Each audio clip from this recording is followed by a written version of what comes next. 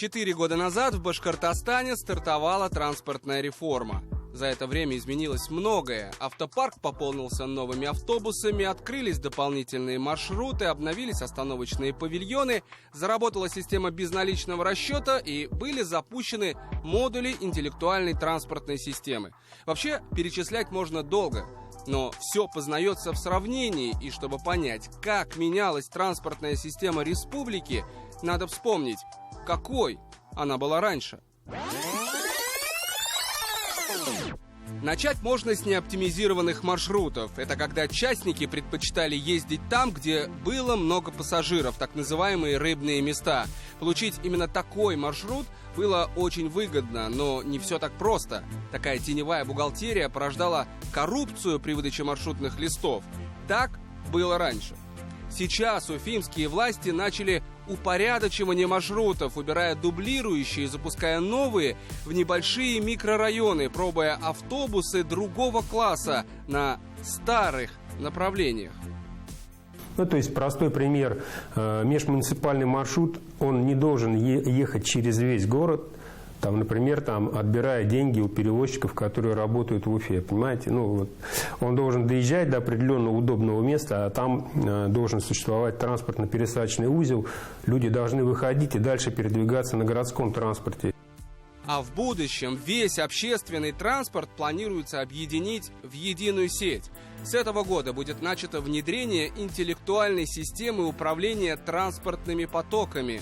Нагрузка на дорожную сеть Уфы за счет оптимизации и расширения инфраструктуры снизится, а значит, город поднимет свой федеральный рейтинг в транспортном обслуживании.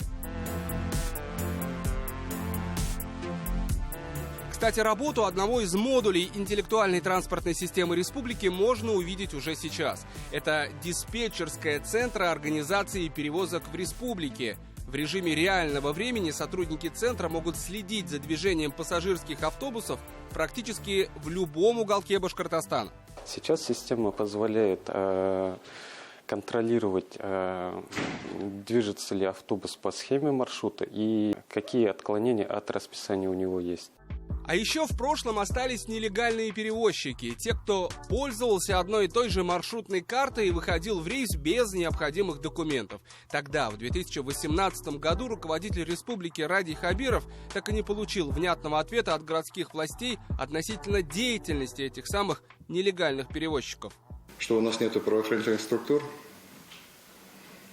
Совет Безопасности, давайте посмотрим, координируйте эту деятельность.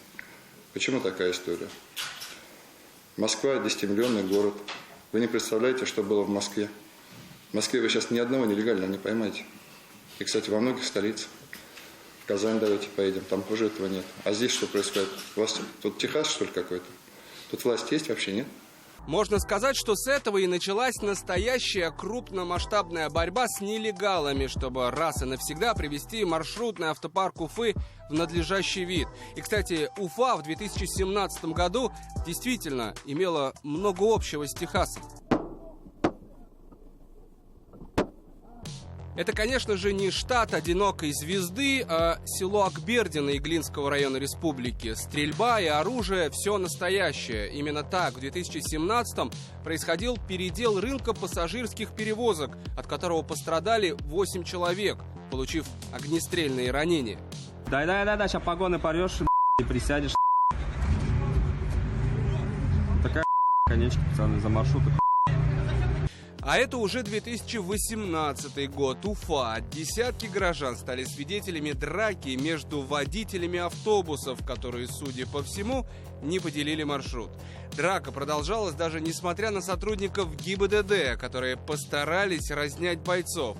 Накал начал спадать лишь после подоспевшего наряда полиции.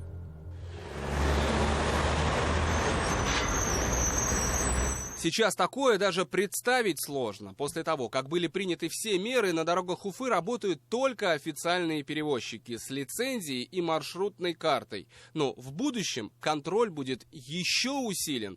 Городской транспорт планируется перевести на брутто-контракты. Это когда частники должны будут обслуживать необходимые маршруты в соответствии с требованиями контракта. Это повысит качество обслуживания, а оплата будет производиться за их регулярность и движение согласно расписанию, а не за количество пассажиров, как раньше.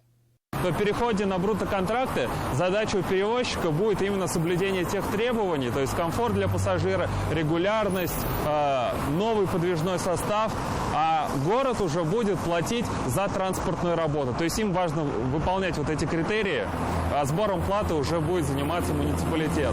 Кстати, по поводу оплаты. Раньше пассажиры могли рассчитаться с водителем только за наличные. Использовать банковскую карту было просто негде. Вроде бы ничего страшного. Однако объем так называемого черного нала, уходящий к перевозчикам, даже по грубым подсчетам, только представьте, превышал несколько миллиардов рублей. И что самое главное, был совершенно неконтролируемым.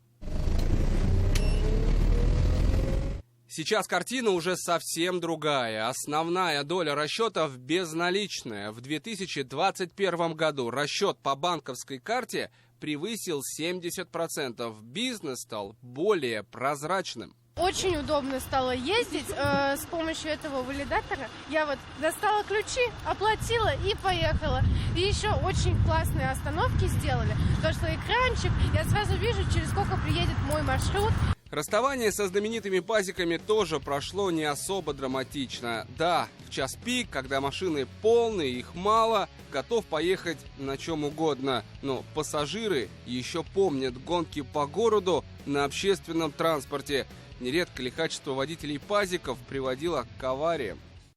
От удара НИФАС отбросило на проезжую часть, он снес остановку. Мы видим, что происходит сейчас в салоне большого автобуса. Еще одна особенность, которая ассоциировалась с пазиками, это ярко-красные газовые баллоны на крышах машин, к которым, видимо, так все привыкли, что не задумывались о безопасности. А ведь им там явно не место. Об этом тогда ясно дал понять глава республики Радий Хабиров. Если вы мне сегодня, каждый посмеет только говорить, что это установлено ГОСТом, значит, вот эти баллоны на крыше, мне кажется, любой здравомыслящий человек понимает, что это преступление. А если этот баллон при ДТП вылетает и, соответственно, начинает косить людей подряд? То, что заполненный пазиками город выглядел провинциально, и говорить не приходится. Морально устаревшие автобусы были разных цветов, зачастую с ободранной краской и рекламой. Эту проблему тоже поспешили решить. Теперь весь автобусный парк в едином цветовом решении. Это белые автобусы с элементами национального орнамента. Если этого не делать, если не заменить вот эти ржавые там 20-летние пазики на улицах, да, ну, собственно говоря, мы бы в этом замкнутом круге так и оставались. Потому что в чем проблема?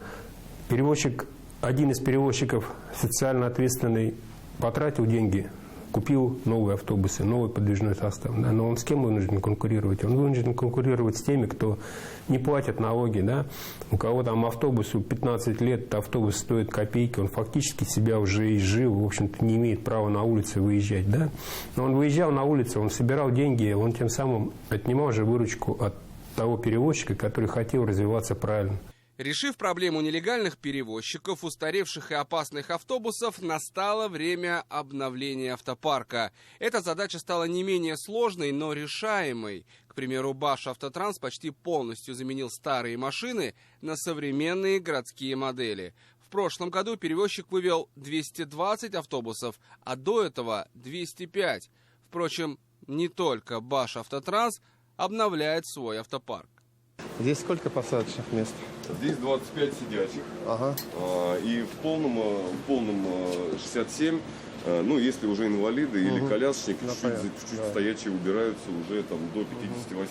Это автобусы марки «Лотос» компании перевозчика «Автомик», которая недавно зарегистрировалась в республике. Эти 35 новых автобусов уже вторая партия. Столько же курсирует по Уфе больше месяца. Их главная особенность – комфорт для пассажиров.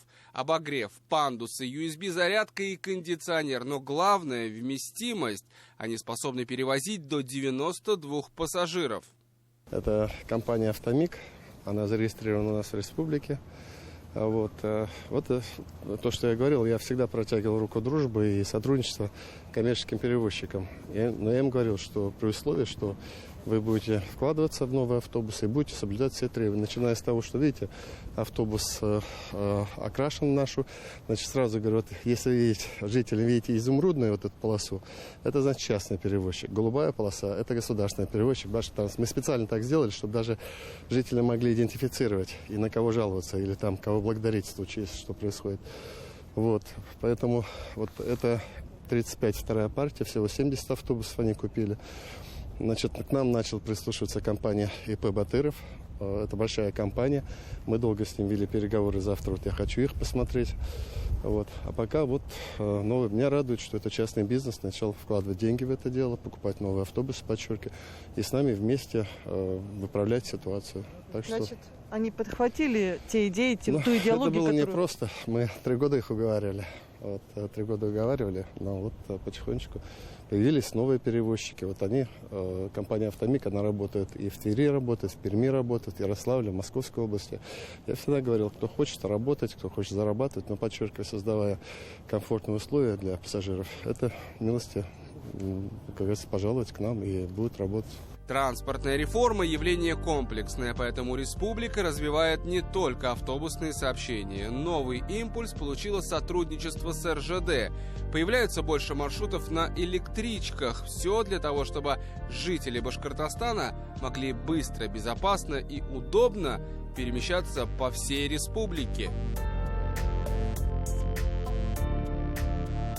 Кроме того, в республике развивается система транспортно-пересадочных узлов. Это когда для пассажиров шаговой доступности любой общественный транспорт. К примеру, станция «Спортивная», где автобусная остановка будет находиться неподалеку.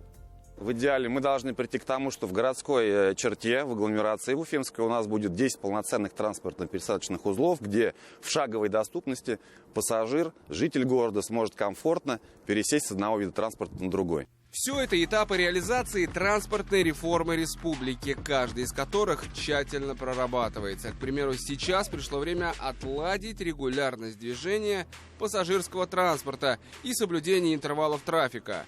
Не за горами появление еще одной партии автобусов. Не исключено, что именно их пустят по новым городским маршрутам. Одним словом, работы еще не закончены, и впереди еще больше нововведений в транспортную инфраструктуру Башкортостана, задача которых – сделать общественный транспорт максимально удобным, быстрым и комфортным.